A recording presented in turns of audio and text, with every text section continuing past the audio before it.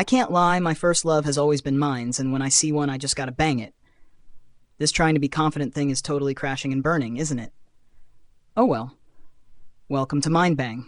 That's all I got in the chamber, my dudes. Let's do this. Was Quetzalcoatl really Thor on a Caribbean cruise? Alright, buckle up because we're about to take a wild ride through one of history's more bizarre and trippy twists. Imagine this. Quetzalcoatl, the feathered serpent god, returning to Central America as a pale-skinned, bearded guy from the sea. Sounds like something you'd find on a late-night Reddit thread, right?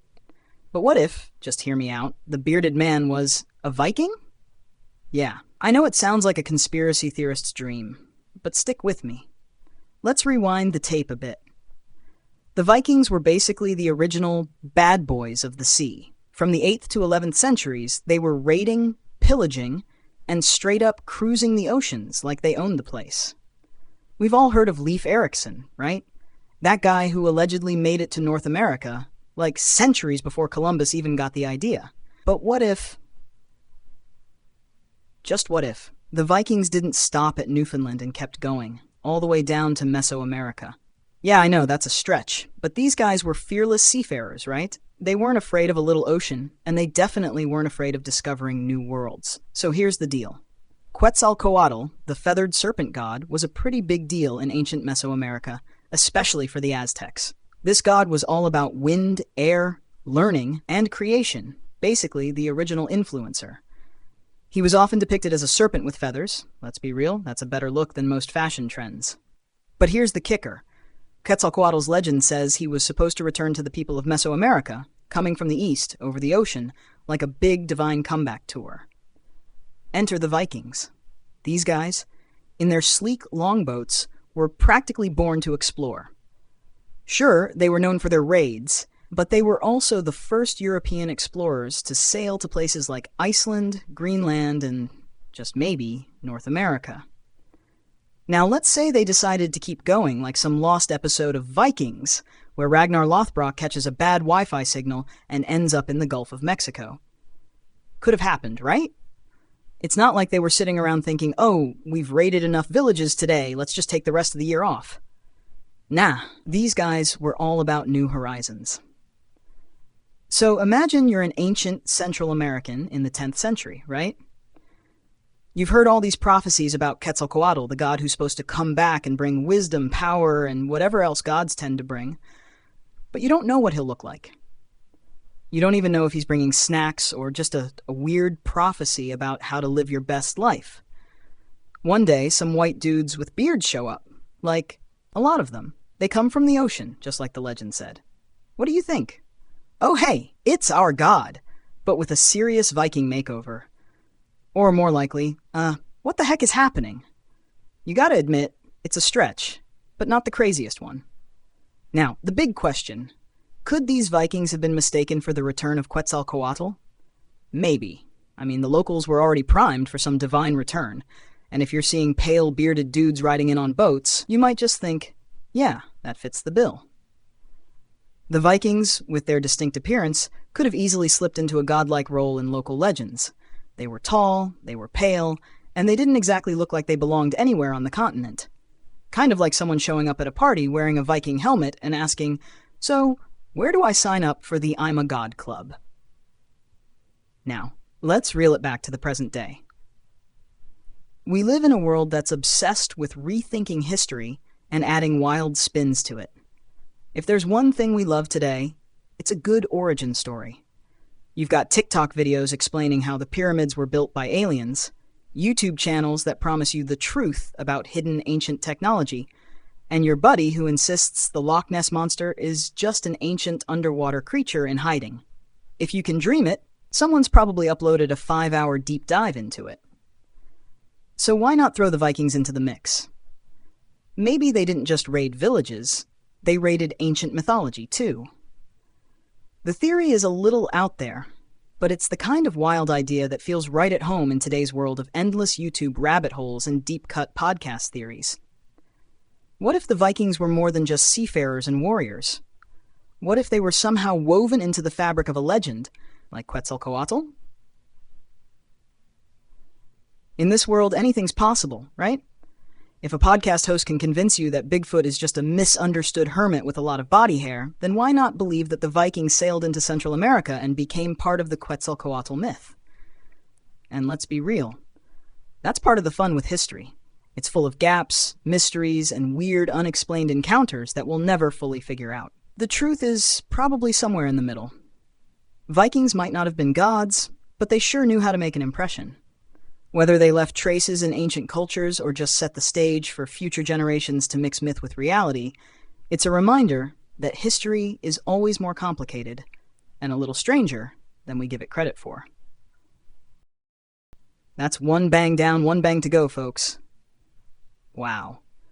Why do I feel like I'm at a party lying about my body count? This trope is really getting me into the weeds here, isn't it? The only answer is to bang on. Mind bang on.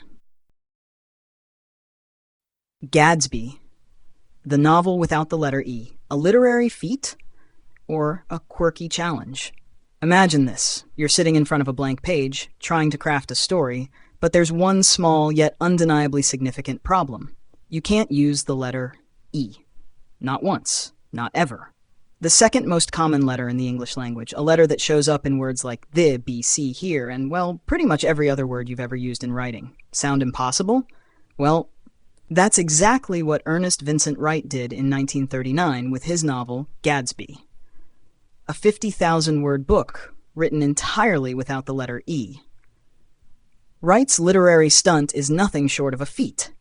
It's like running a marathon blindfolded while juggling flaming torches. It's the kind of challenge that would make even the most seasoned writers cringe. And yet, Wright somehow pulled it off. Gadsby tells the story of a small town's efforts to revitalize itself. But don't expect a traditional narrative structure. Instead, what you get is a puzzle of prose, a story held together by creativity, and a bizarre set of linguistic constraints. If you've ever tried writing a paragraph without using the letter E, you know just how absurdly challenging that task can be. Wright did it for 233 pages. But Gadsby isn't the only oddity in the world of strangely written novels. In fact, it sits nicely alongside other books that have challenged the boundaries of conventional storytelling. Take Le Train de Nulle Part, a French novel from 2004 that also pushes language limits, though in a slightly different way. This 233-page novel by Michel Theron uses the principle of a narrative constructed entirely from words that don't repeat a letter. So, rather than eliminating one letter entirely, Theron set out to avoid using any letter more than once within the entire novel, making for a stylistic challenge that's as much about the structure as the content. Then there's Ridley Walker by Russell Hoban, which, while not written under a linguistic constraint, is famous for its dialect-heavy fragmented language. Set in a post-apocalyptic world, Hoban's novel is a puzzle in itself. The language in Ridley Walker is a blend of English and invented words that mimics how language might evolve after a catastrophic collapse of civilization. While it's not as outright quirky as Wright's letterless venture, it certainly demands a certain level of patience and flexibility from readers. The novel's use of language is a barrier to understanding, but one that, once decoded, opens up a deeper experience of the dystopian world it creates. These examples tap into a fascinating space in literature. Books that don't just tell stories, but play with the very medium of storytelling itself. There's something oddly charming about novels that refuse to follow the rules, whether they're eliminating letters entirely or inventing whole new forms of communication. It's as if the authors aren't just pushing the limits of writing, but also inviting the reader to actively engage in the creative process, decoding and deciphering along the way. And let's be real, part of the appeal is just how weird it all is. Gadsby is a strange read, and yet it's oddly compelling. Every time you think the writer can't possibly come up with a solution for this linguistic conundrum, Wright pulls off a neat trick, finding a way to say something without using the letter E. The sheer audacity of the whole endeavor is impressive, even if you sometimes wonder how much of it was a game for Wright.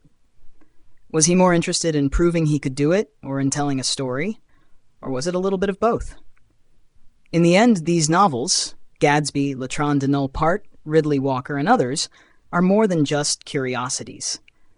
They highlight the malleability of language, showing how the structure of words can be just as important as the content of the story. They also speak to that deep, almost obsessive drive that writers have to stretch boundaries, to find new ways to express themselves, and to challenge the expectations of their readers. While Gadsby's claim to fame might rest in its letterless approach, it's not alone in the world of linguistically inventive literature.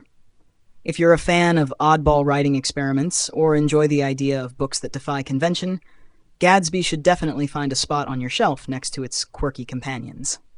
It might take a little extra mental flexibility to get through, but you'll come out on the other side with a new appreciation for just how versatile language can be, and how much fun it can be to break the rules. In a world that's often obsessed with following structure, these novels stand as a reminder that sometimes the most interesting stories are the ones that don't follow the rules at all. Hey gang, we finished our quest. Yay. Our quest to bang it out. It being the peeled orange-like brains of the willing. Mind Bang, the only YouTube channel that can get you into trouble with your girlfriend for learning something. So if you want to condone this kind of behavior, hit the subscribe button like Thor hitting snooze on his Sith-themed alarm clock with his mighty hammer, and smash the like button like you want to see how the sausage is made. Thanks for listening to my channel, and proving all my stupid friends wrong. See you next time.